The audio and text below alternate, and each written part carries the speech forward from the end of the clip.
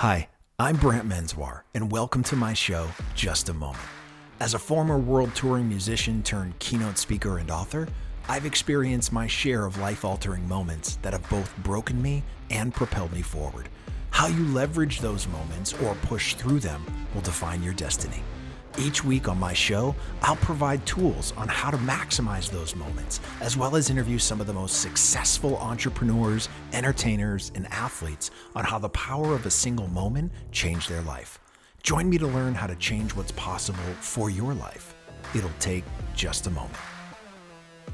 Today's guest had a front seat to the inception of the internet and has dedicated his life to the study and security of digital systems. Eric Cole, the original hacker, honed his cybersecurity skills on a special CIA task force dedicated to finding the faults in firewalls and the weak points in websites. But his journey didn't end there. His expertise led to his successes after life in the agency and has given him a unique outlook on the future of AI and computer tech as we know it. Eric, you're in. I'm Eric Cole, and this is my moment.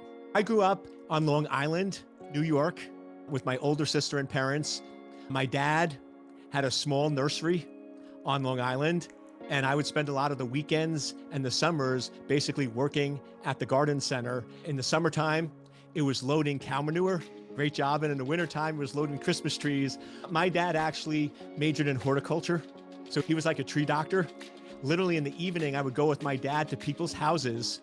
He would look at their sick trees, and he would actually be able to diagnose and tell them like what was wrong with it, how to fix it, what was the issue. My mom actually was a stay-at-home mom.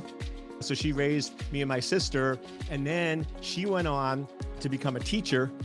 After we graduated, my mom loves to be in front of people and help people. So she actually started her own small business called Living History, where she would go to schools and reenact historical events to try to make history fun and exciting for kids.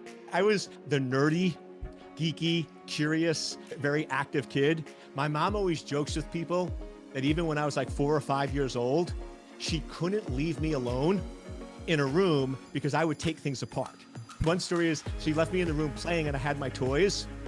And instead of me playing with the toys, I went over, and this was when you had the old telephones where it was all mechanical. And I basically went in, found a screwdriver and took the whole phone apart. I was always fascinated with how things worked and how things operated.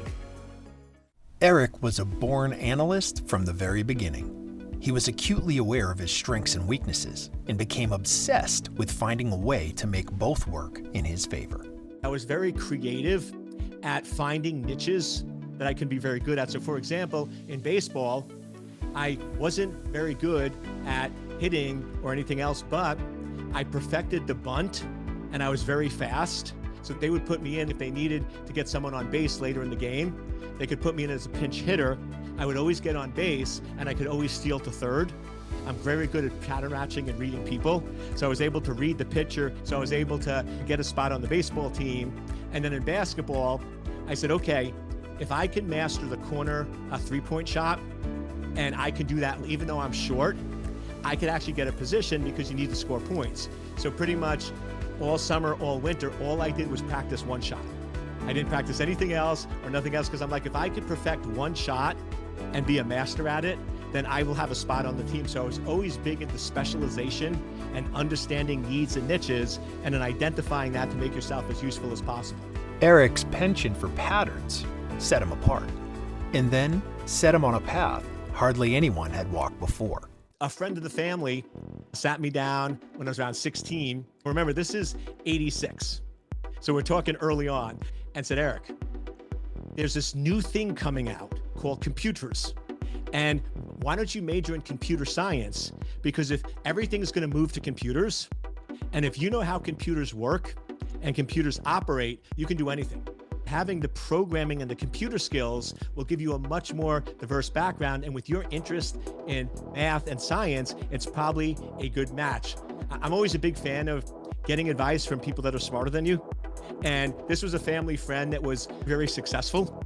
And my parents were friends with them, but they were doing much better off than my parents were. No offense to my parents, but I'm like, okay, do I listen to this really successful person or do I listen to my parents? And sometimes you don't listen to your parents, so I listened to him and actually majored in computer science.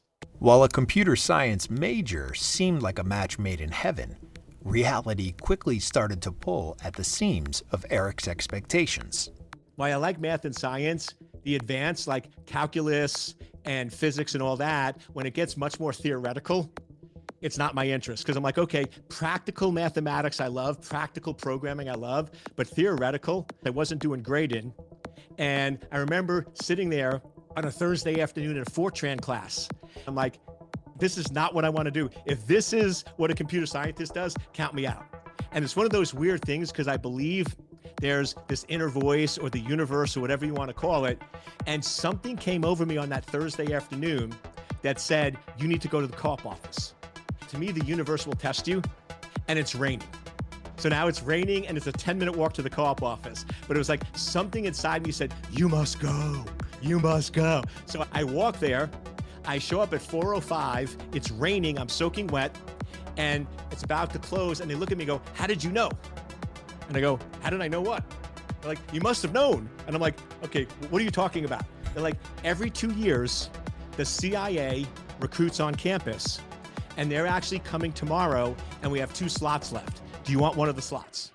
Now, this is one of the amazing things in life is when you don't actually think about the importance of something, you're natural, you're not nervous, and you show up as your authentic self, which is what people want to see. So in hindsight, I probably should have been super nervous, but I was such a young kid. I didn't even recognize like CIA that this was a big deal or anything. They're like, okay, your interview's at 10 a.m. tomorrow and you need a suit. Now remember, I grew up with parents who ran a garden center. I didn't own a suit.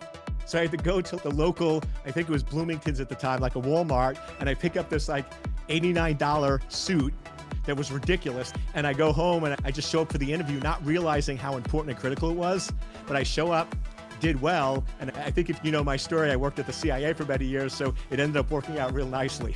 With the plot twist in his life path underway, Eric's instincts in unapologetically unconventional thinking set him up for a moment that would change everything for both him and the CIA. So my early 20s are basically doing 9 months in Washington, D.C., working at the CIA, and 3 to 4 months going to school.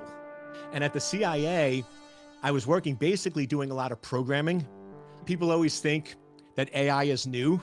I was actually doing AI programming in 1990, 1991, doing tracking and behavioral analysis. I was going to be a programmer working for the government for 20 years. And from as far as my parents were concerned, that was amazing. Because like my dad had a garden center and he loved it, but it was very volatile. To talk about a business that depends on the weather. So the idea that, hey, their son could work for the government, have a stable job, and in 20 plus years, they basically have a pension and set for life. Like that was the dream for them.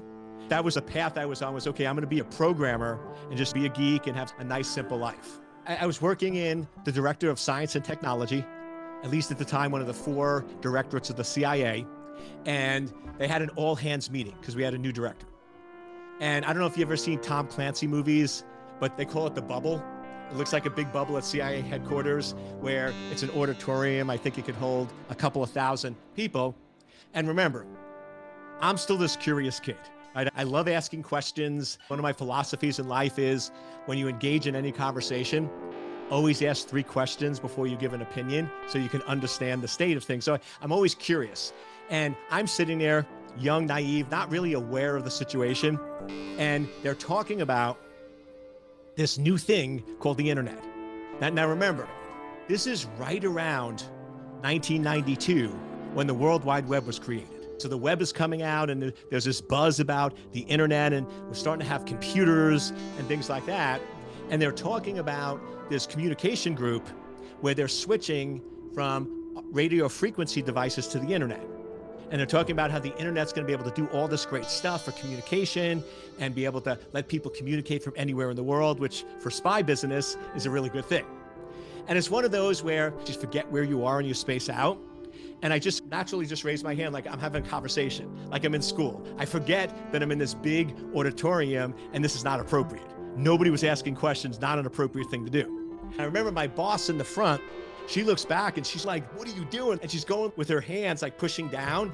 And I think she's waving to me. So I'm waving back and thinking everything's good. And of course, I don't think they knew what to do. So they called on me. They said, sir, do you have a question? And I said, yes. One of the reasons why we use radio frequency is because it's controlled and secure and protected. How do we know the internet is secure? How do we know these apps are secure and somebody can't access or take advantage of it? And they look around, nobody's asked that before, and they're looking at all the technical people and everyone who came up with it and don't really know what to do. And if you've ever worked for the government, if you ask a question and nobody knows what to do, you're volunteering. So they basically, on the spot, in front of all these people, they said, Eric, we're gonna put you on a special project for 6 months. We're gonna give you $50K, and we want you to figure out the answer to that. It turns out there's no way to prove a system is secure. There's no way to prove a system is vulnerable free. The only way to do it is by trying to break in. You can only prove it's vulnerable by finding weaknesses. And this thing is called hacking. Right? They said, great, build a team, and we want you to figure out all the vulnerabilities before the bad guys do. So then I basically built out this lab that was basically a mini internet and spent a year identifying and finding vulnerabilities and patterns and weaknesses, and essentially was a professional hacker for 5 years, which basically led me to what now I know my purpose or mission in life is to make cyberspace a safe place to live, work, and raise a family.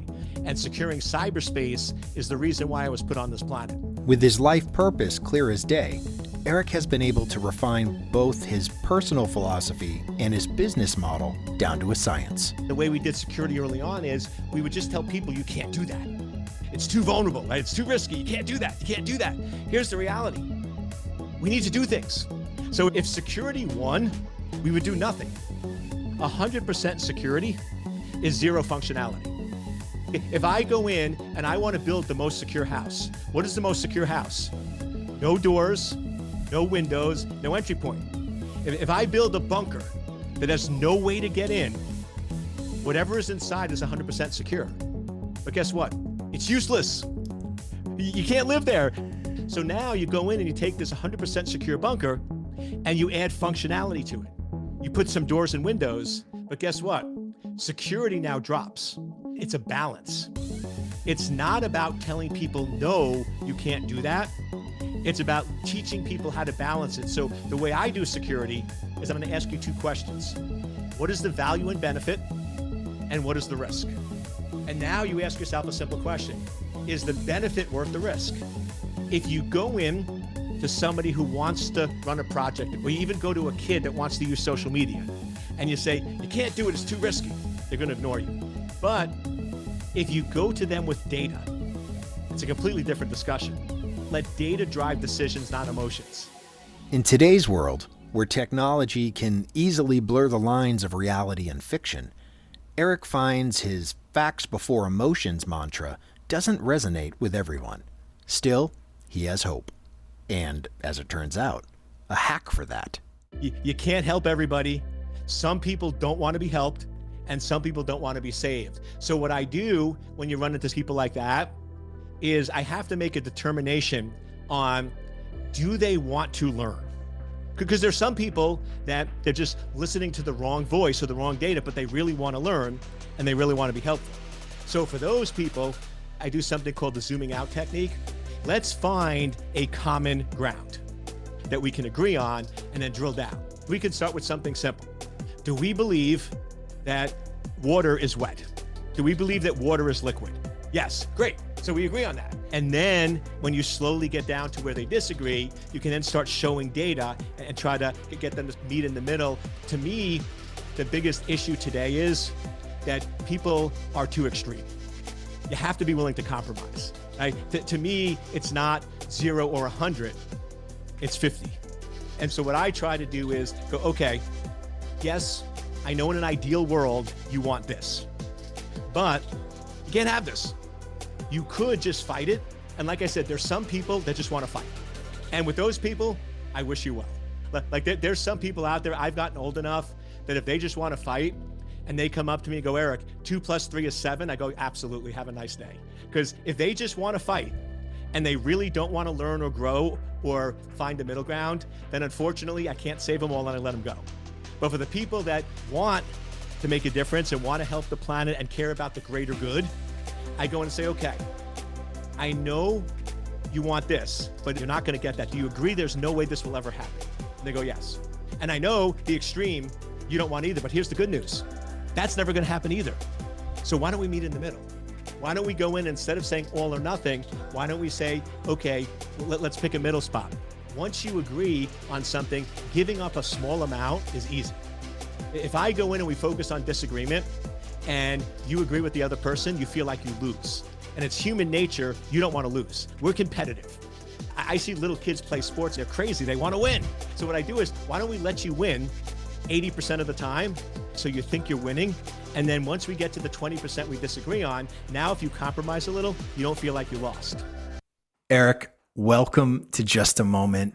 What an incredible moment. I can't tell you how long I've looked forward to this conversation ever since being introduced to you. How often do you get a chance to talk to a CIA hacker that was at the very beginning of the internet's existence and in a situation that you didn't even ask for? You just asked a question and were voluntold to figure it out. Welcome to the show. Thank you so much for joining us. Pleasure to be here. Thank you for having me. Isn't it funny? I think anyone who's worked in government understands that's how things work. But outside of government work, there's not a lot of, hey, you asked a question that nobody knows. Here's some money. Go figure it out. I'm curious how, with what life looks like today, what's the difference from when you first started on this journey to where we are in cybersecurity today? The big difference is, and it's an unfortunate difference, but acceptance and blindness. So when I first started getting in the 90s and the 2000s, people understood the risk and issue, right? They knew the importance of passwords. We had like the Melissa and I love you virus, and we knew it was an issue. So people wanted security. Help me protect and secure the data. But now we become so addicted to this technology that we've become numb to the weaknesses or vulnerabilities. And now when you want to talk to people about cybersecurity, things like that, they're like, oh, that's not an issue. That's not a problem. Today's attacks are not as visible. They used to be super visible and big. So when you got hacked in the late 90s or early 2000, you knew it. It was all over the news. Today, attacks are stealthy and they're stealing small amounts of money out of your account over years instead of taking lump sum. We're so addicted to our technology that sort of common sense goes out the door. Like a simple example. If me and you were at dinner and we're in the middle of a conversation and you're talking to me and I turn, I look at somebody at another table and I start talking to them, you'd be like, what's wrong with you? Like, what the hell are you doing? You'd be offended by that's not cool. Like, right. I wouldn't do that. You wouldn't do that. And if I did that and I kept doing that, you would probably leave at some point and we wouldn't be friends. There's no way you would tolerate that.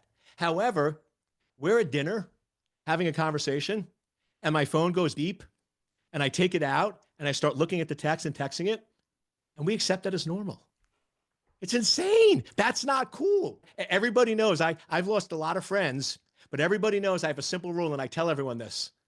If we're going to go to dinner, you either leave your cell phone in the car or in your pocket.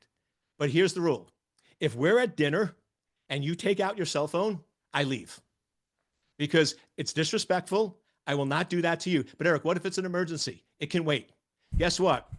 In the 90s, there was emergencies, and guess what? You weren't able to get a hold of somebody at dinner. You can go 90 minutes without being in communication. So if you are not willing to commit to being present with me for 90 minutes at dinner, I'm not going to have dinner with you.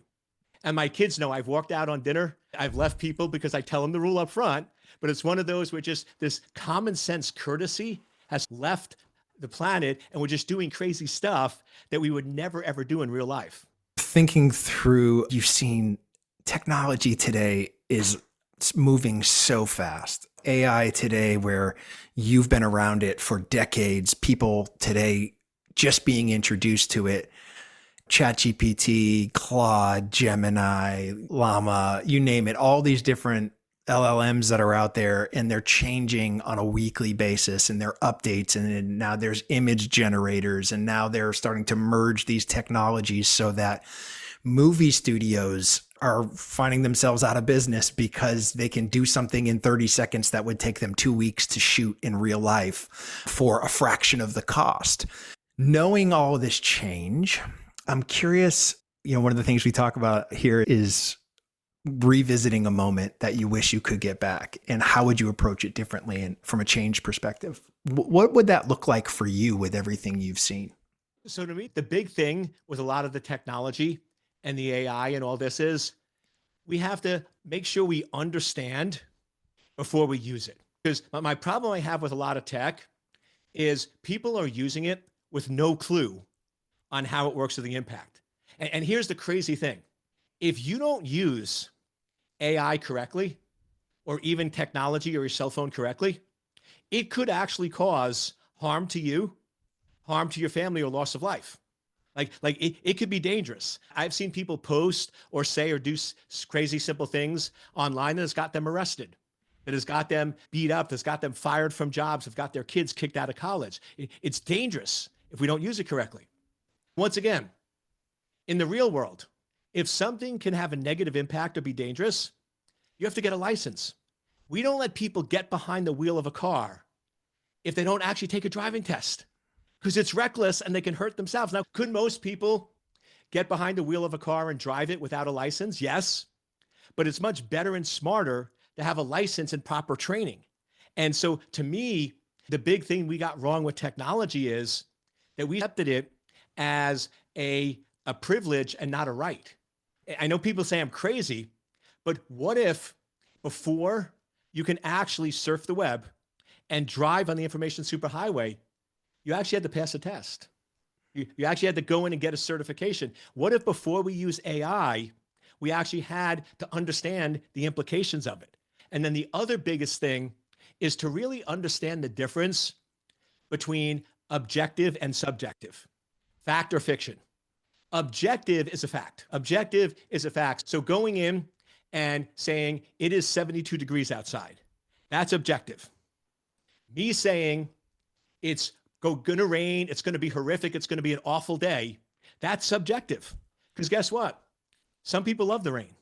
Some people might say a rainy day is an amazing day. So going in and adding this emotional component of something is good or something is bad is where we have to differentiate from objective from subjective. So like with AI, if you're using AI to be an assistant and ask objective data, go in and do the trending data, do research, do those things for me, and then I take the data and I add emotion to it, something only a human could do, then I think AI is good. Where it scares me with AI is instead of now asking AI, get me the data so I can make a decision, we're asking AI make a decision for us. So now we're making decisions without emotion. And that's when it gets dangerous, because now if computers can make decisions for us, then they're going to replace us and we're going to become obsolete. So I think we're at this very critical point where we're using AI in a very dangerous way. We're using it to replace thinking, replace emotions, replace human components. And if we're not careful and step back, it could lead to a very different world in 20 or 30 years.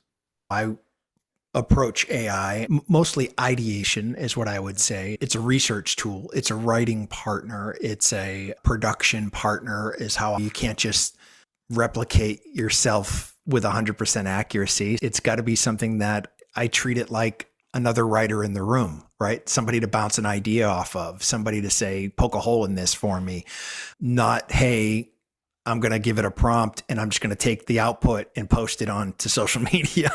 That scares the bejesus out of me. But the rest of it, I think it could be a powerful tool, especially for solopreneurs who can't afford a staff, right? Like if you can't afford a VA, if you can't afford people to do something, then this becomes a way for you to make some progress in areas that would normally require additional people with hands-on.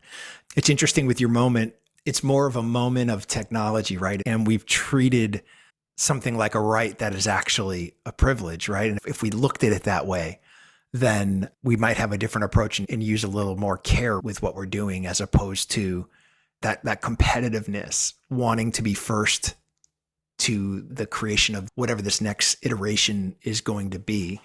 Do you see that it's going to always require that human component, like prompt engineering, that sort of thing? AI can't actually have an original thought. AI can't have emotions.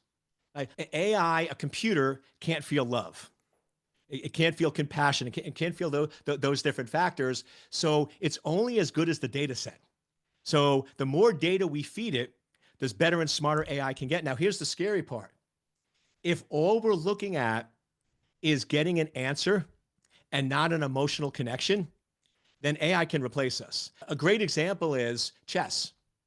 Right now, when chess gets good enough, the AI engine like Deep Blue with IBM or others, you will never be able to beat it, but you can only tie it. And here's why. It's a finite problem. There's only so many moves. So if you go in and feed AI every possible move, it can do predictive analysis and make sure that no matter what you do, you can't beat it. You could tie it, but you can't ever beat it because it's a finite data set. Now, a lot of people are using AI. We're giving it all of our data. We're creating these digital twins, but we're letting it replace us because we're giving up on the emotional component of it. People go in and say, oh, I read somebody the other day going, oh, AI is going to replace doctors because everything they do is basically a finite data set, right? Do you have a fever? Do you have blood pressure? Do you have this? And it's very predictive. So a computer can do that. But here's the problem. I had some health issues a couple months ago. It all turned out well, but it got really scary there. I was getting a little upset and emotional with the very bad news. And the doctor basically looked me in the eye, rolled the stool over, put their hand on my shoulder and said, Eric, it's going to be okay. I got you. I'm not lying to you. Whatever happens, this is treatable. Like I've done this for 25 years. I'm going to be with you. We got this. And that just made me feel so much better. Guess what? AI can't do that. A computer could have told me the news. A computer could have gave me the diagnosis, but I would have felt like crap. So we have to remember that AI is good and cool, but it can't replace humans if we don't let it, because we still need emotional connection and we still need the emotional tie. So we just have to be real careful of how much data we give AI and how much power we give it, because we will ultimately decide whether AI replaces humans or not. Brother, this has been honestly one of my favorite discussions. It's just incredible. I've learned so much. What an incredible story you have. These moments that have honestly shaped the world we live in today in very powerful ways. If someone wants to continue to follow along your journey and stay connected to you, what's the best way for them to do that? So Dr. Eric Cole is my handle on Instagram. If you go Dr. Eric Cole, DrEriccole. My personal website is drericcole.org. Or my company website is secure-anchor.com. And I'm one of those where I believe in giving back to the world. So I have a lot of free content. So if you just want to learn about living the best life, being successful, or about cybersecurity, if you just follow me on YouTube or LinkedIn or any of those channels, I give a lot of info away, and I'd love to engage with you if you have questions. Awesome. Brother, thank you so much for being on Just a Moment, and thank you for sharing your moment with us. My pleasure, and thank you for having me. Thank you for joining us on this episode of Just a Moment. Make sure to subscribe to our podcast and tell a friend or two about it to help spread the word so everyone can find a moment that inspires them. Don't forget to leave us a review and check us out on the web at justamomentpodcast.com. Just a Moment is produced by Natalie Von Rose and Brant Menswar. For more inspiring shows like this, visit surroundpodcasts.com.